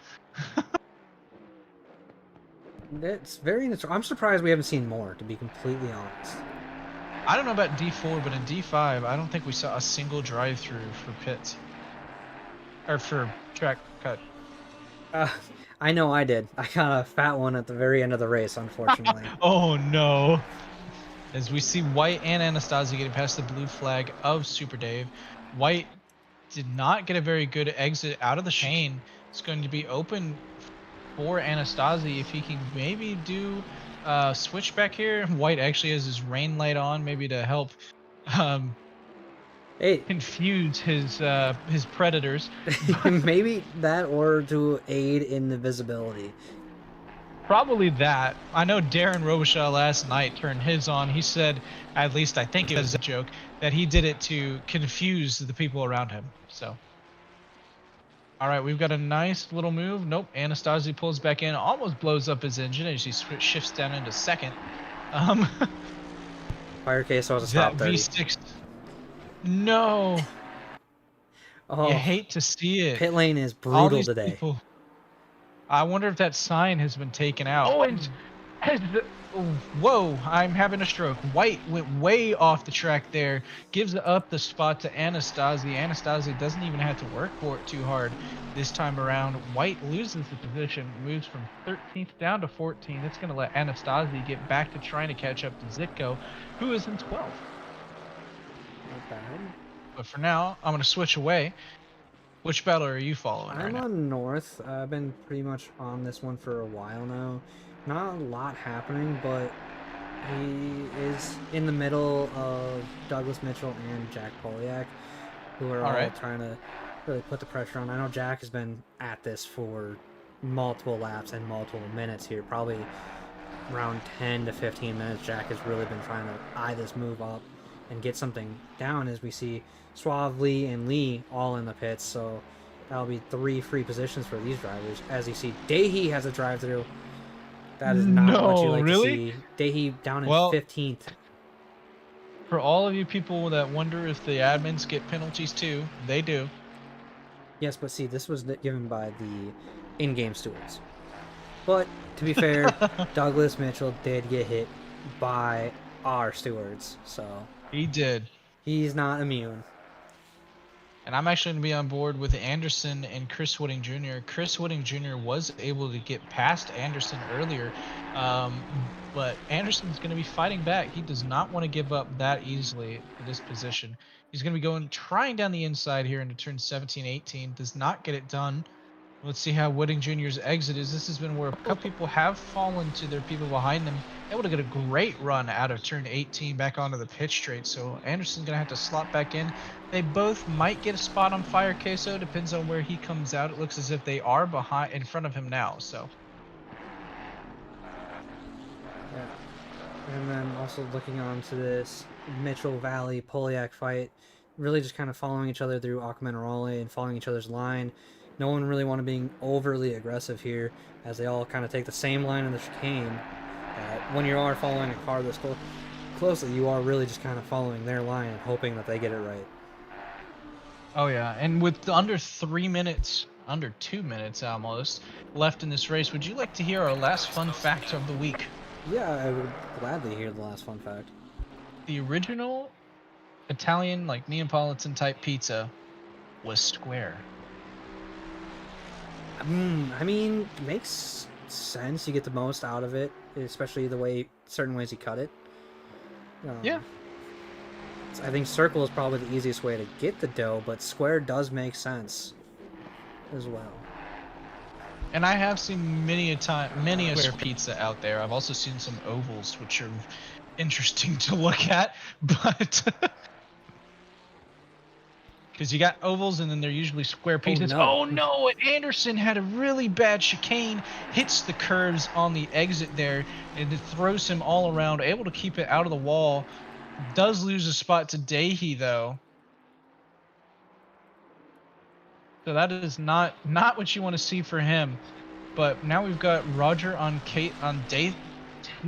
Roger on Davis in the battle for 24th. Again, as Frickert was able to get past Corey Davis a couple laps ago, as we saw on board with you. Yeah, Italian pizza is OP. Yes, Mike, it really is. Right, man. Leader is on Is that Mike Gino? Yes, it is. Square gang. All right. Well, do you want to run through biggest winners and losers because pit's now closed? Sure. So, biggest winners and biggest losers. I mean, again, this is still a minor asterisk of potentially a few more changes, but so far, biggest winners and losers. We actually have a three-way tie at the moment for biggest winner, and it is Suave, Lee, and Anderson, all up 12 spots, and they started in 26th for Suave, 27th for Lee, and then 33rd for Anderson. So all up 12 spots, all doing really great today. What you want to see. And then our biggest losers so far. I'm going to say Doug Lee's probably in there too for biggest losers. He just got hit with the drive-through. Oh no. Well, that's going to change up my standings just a little bit, I'm sure. But Fire Queso, unfortunately, our biggest loser out of everyone that's actually still left. So technically, oh yeah, no, he is our biggest loser for today. Started at 8th, down into 26th. He's down 18 spots. Well, I'm going to jump on board real quick with our leader at the moment, Enrique Lastosa, as he is rounding the last 2 corners. Technically, 19 is a corner after the pit wall, but it's a kink again. But I was given the heads up that I can message Henrique and try to get some of the Has finished the race. questions we have for him answered. So I'm going to send him those questions now and see if he responds, and I can get those answers to us. All right. I was actually going to ask if we should do that. As he does take the overall win and the win for silver. That is definitely going to help him in the standings today. Simmons taking P2 in the gold win. Dan Rebel rounding off podium for P3. Then we've got Ryder, Doug Mitchell, and Valley coming around right now out of the last corner. Doug Mitchell going to round out the top 5 unless something catastrophic happens within the next 3 seconds. Who would you say is your driver of the day? I'm kind of on board with Poliak going from outside P11 to finishing P6. Yeah, he's definitely up there. I'm actually going to give my vote to Anderson. While he didn't place up as far as he would have probably liked, he did great. He got in at the very last second, came all the way from last, up 13 spots. So now he's getting my Rubber Chicken Award vote today. All right, well, we can bring up Anderson as well, because he did also get done with a 10-hour drive today and just hop into the race. So, Attaboy. we'll get him up here and get some of our questions asked for him. We see. Oh yeah, I'll start asking some people as we see Whitting Jr. coming across the line. He's going to be P11. No, he's not P11. Dahy coming across P19. I think it's going to get changed a little bit. It's all messed up because people have left. So I hate it when that happens. It makes it very annoying to do my job. But Lee is going to be the second to last driver to finish for us. Who is? Oh no, he is going to be the last driver to finish for us. Sorry. So that was it. The Henrique taking P1, Simmons P2, Rebel P3, Ryder P4, and Douglas Mitchell in P5. That is your top 5 for today. That was great racing. We're going to have to pull up some of the drivers that we have in mind today. Simmons would be our gold. To some people. And then Aaron Anderson as John's favorite is the Rubber Chicken Award. And then I've messaged Henrique, I think it's Henrique or Henrique, trying to get some questions answered from them. But in the meantime, it was a good race. Thankfully, there wasn't a lot of incidents tonight, which you love to see, just because it's tough as a commentator to see all of that, and as a fan, because you never want it to happen. You always want to have a nice, clean race, especially as a competitor. So, hopefully, we can continue on this good trend of nice, clean races. You gotta hope, right? There's always that back of your mind of like, are we going to get a D1 race tonight? We do have Aaron Anderson already standing by. Dan Rebel is also in our cool down room. I'm not entirely sure why, but well, go ahead and pull in Aaron Anderson. Yes, and we'll get that started. All right. We'll get our Rubber Chicken award out of the way today. All right, our Rubber Chicken Award winner, Aaron Anderson. Hey. He came in to the race today after putting in 10 hours in his semi-truck, able to come in and start from dead last, move up, I believe it was 12 spots there at the end. How does that feel? I'm ready to be out from behind the wheel for the day, maybe the whole week. Still in my work clothes. I had no time. I thought I was going to have more time than I did, and then I see that it has an update, and I was definitely panicking. Yeah, I don't blame you for that. What was going through your mind as you saw people around you just kind of falling off, whether it be damage or just pace in general, and you were making those spots up? Actually, all week I was kind of nervous. I didn't feel like I had a whole lot of pace, and was just gonna try to make up points the best I can. And then I just see the first 7 minutes or so we're just out here playing bumper cars like we're playing GTA or something. And a lot of the guys that were ahead of me in points I saw I was all of a sudden in front of.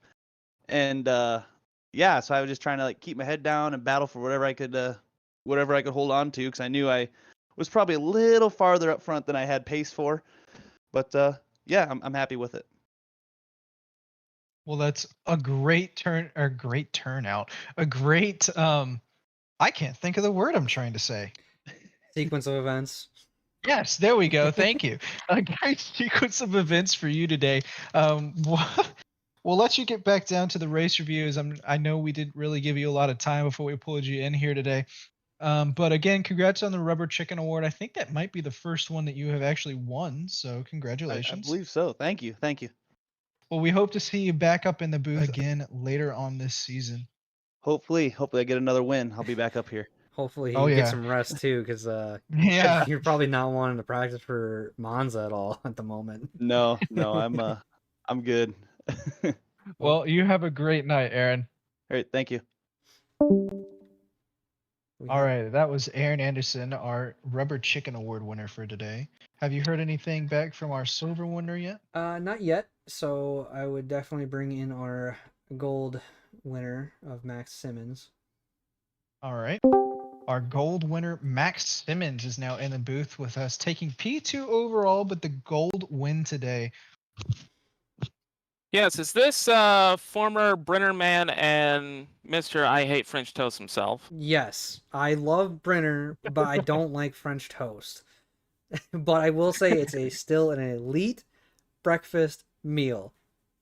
He did have a very controversial take today as well. So when you watch back the stream tonight or tomorrow, you're going to be in for, just a grand old time of Austin Weisgarver hot takes. I must say, you guys are a great commentary team. Thank you. No, you don't need to try. You just need to do. Just keep doing what you're doing. Okay. We like to hear that. Well, Max, how did it feel when you saw Henrique on pole leading that race and just kind of slowly slipping away? I know that it sounds really rude to say it like that, but it's kind of just slowly slipping away during the race. Pretty much what I expected. My objective was not to win the race outright. It was just to finish where I was. Well, you definitely did good at it. I think the top three ended up where they started, so that was a great move for you guys. How was your race pace compared to, let's just say, Henrique in first? I have no idea. I was not looking at that. I was looking at Rebel behind me the whole time. Yeah, just pushing 100% quality laps from the green flag to the end. Yeah. Wow. We noticed very much had to work for this one.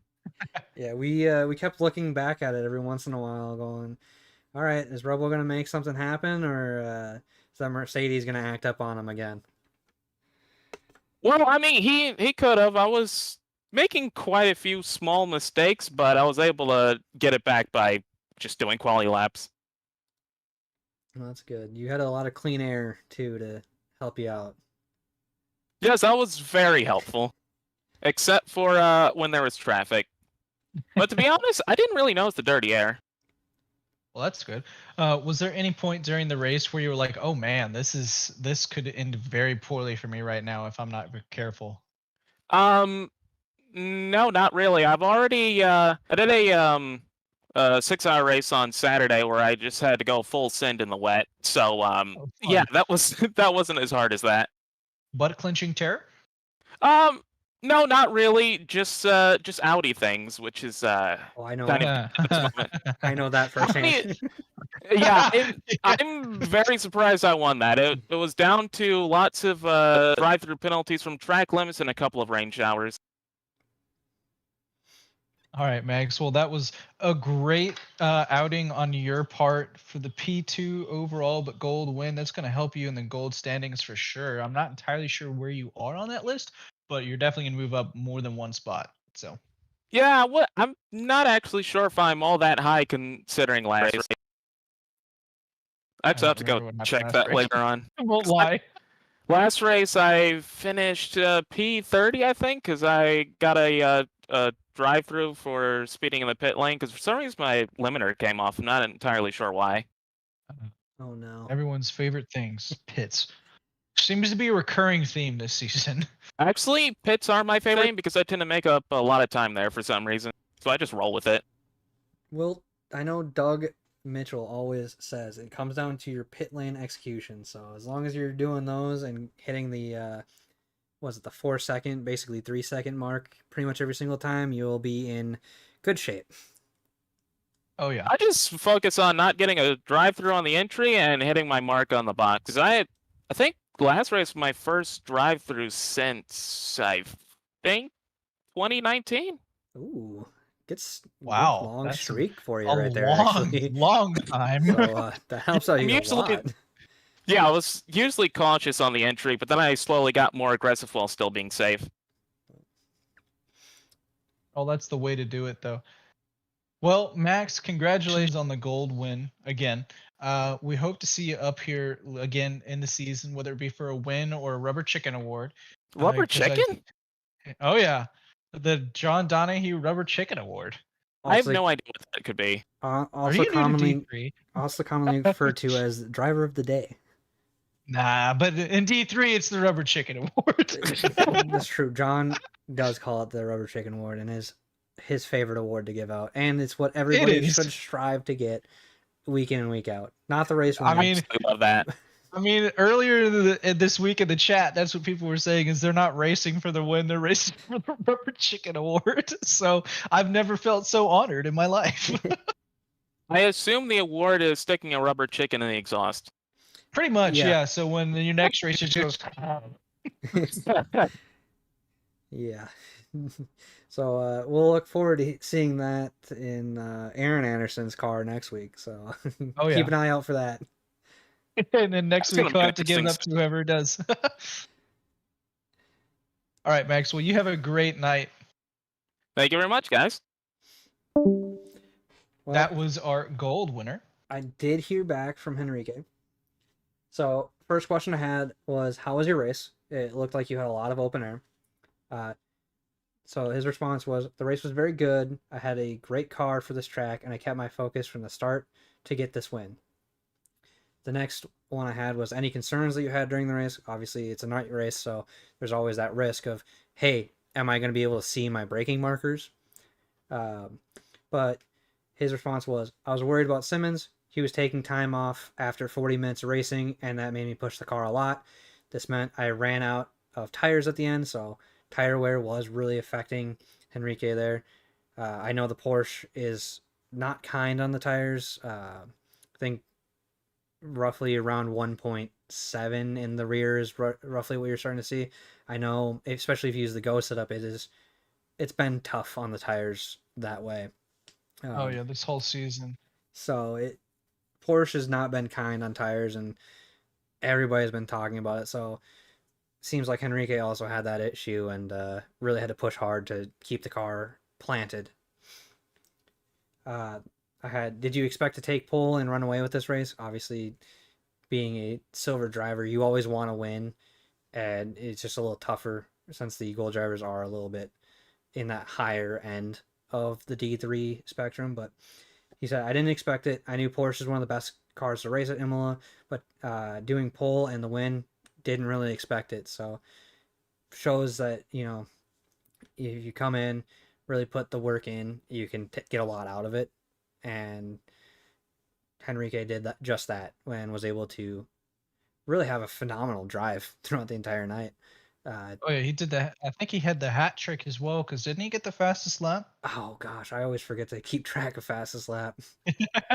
But he did get the hat trick. He took pole, led every lap, fastest lap. Yep, that is max points too, because we do actually have 2 additional points to give away every week, one for pole and one for fastest lap.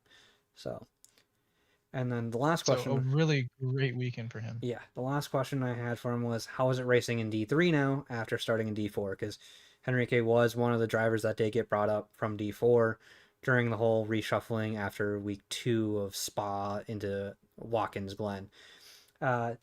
Still missed D4, but he learned a lot racing there, which made the move up to D3. I hope, and basically helped him make the move up to D3 a lot easier on them, and hope to keep evolving with the SRA community. So loving the community so far, which is great to hear. We try to make a open and welcoming environment around for everybody. And he's actually in the chat right now giving you some props, Austin. Oh, is he? My stream chat must have died because I'm not seeing it. Oh, there it He is. says thank you to you for being his voice tonight. You're welcome. I hope I did you well. I know that not having a translator does kind of hurt because I know we definitely want to try to get you up in this booth, but this is the way that we can do it for now, so this is how we're going to continue to do it for the time being. So, John, do you have any final words for tonight? None other than I'm excited to be in Italy for 2 weeks in a row. I've got some plans to go down to Naples, maybe get food. No, I'm kidding. But no, I actually don't have anything this week other than, no, I do have one thing. No pineapple on pizza. If you put pineapple on pizza, I'm never speaking to you again. The one exception. Oh, no. Be careful. But yeah, the FIA was kind to us, making it an easy air travel and ground travel, trying to do that emissions savings going from Italy to Italy. So thankfully, it's nice on us. It's going to be a tough track. It's also going to be a wide open track, as Monza is aforementioned the Temple of Speed. Oh, we'll see which cars actually do get the Temple of Speed and which ones get the Temple of Mediocre. I have a feeling that some will be a lot faster than others down those straights. That, and also who is going to have the turn one of death, as it is a very common thing in sim racing that everybody is kind of used to, that turn one Monza is always very dangerous. You look across... My money, unfortunately, is on D1 for having the worst. Oof. Hopefully not. They have been, I hate to say it, but they have been the most consistently dangerous turn one lap one incidents this season and last season. So I'm not going to get into it here. See, you're being smart. I'm being stupid. So we'll let them speak for themselves on track. But as far as D3, I do see it going really well, considering of how well these drivers have been on lap one in the past few races, especially since these tracks that we've been racing are also notorious for a lot of accidents to happen in certain spots. So hopefully we have a good race next week as well.